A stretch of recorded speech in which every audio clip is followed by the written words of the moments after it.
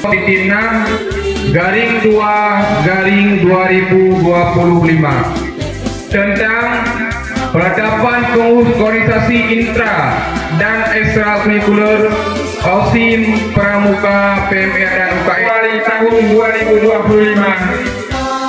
Saya atas nama Kepala Madrasah Aliyah Negeri 2 Aceh Utara menetapkan: pertama, memberhentikan pengurus OSIM tahun pelajaran 2024-2025 dan mengucapkan terima kasih atas segala jasa yang telah dicurahkan untuk organisasi baik intrakurikuler maupun ekstrakurikuler Liman 2 Aceh Utara. Sebelum anak-anak kami lanjut, terlebih dahulu Bapak tanyakan: 1. Apakah anak-anak kami siap? Janji. Aku berjanji akan bersungguh-sungguh melaksanakan tugas.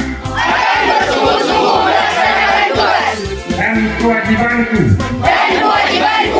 sebagai pengurus organisasi intra. Atau ekstrakurikuler Liman 2 Aceh Utara. Akan mentaati tata tertib. Dan menjaga nama baik madrasah dan organisasi.